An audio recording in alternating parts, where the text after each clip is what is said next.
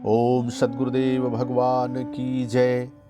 आइए देखते हैं भगवान श्री कृष्ण यज्ञ के बारे में क्या बता रहे हैं। चतुर्थ अध्याय के 28वें श्लोक में भगवान कहते हैं, द्रव्य यज्ञा तपो यज्ञा योग यज्ञा तथा परे स्वाध्याय ज्ञान यज्ञाश्च यतयः संसित व्रताः।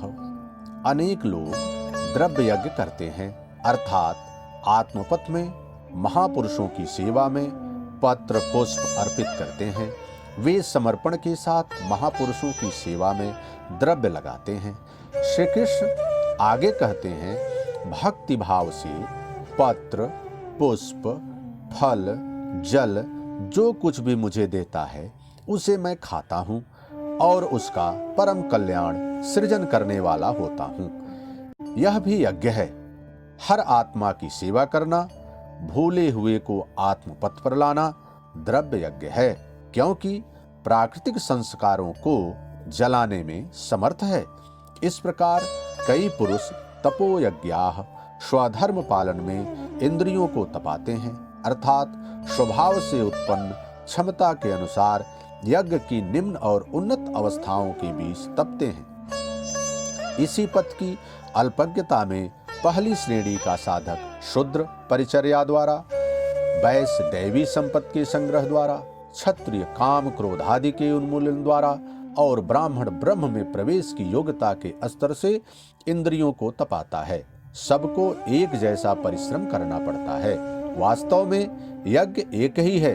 अवस्था के अनुसार ऊंची नीची श्रेणियां गुजरती जाती हैं।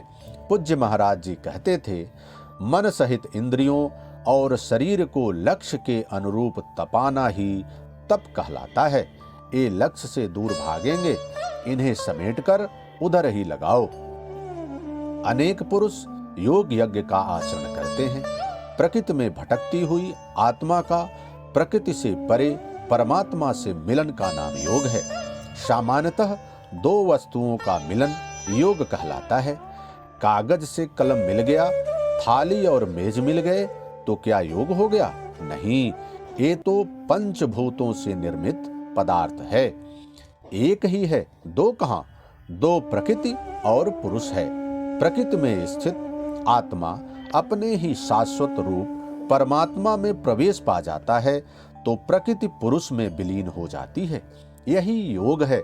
अतः अनेक पुरुष इस मिलन में सहायक सम दम इत्यादि नियमों का भली प्रकार आचरण करते हैं।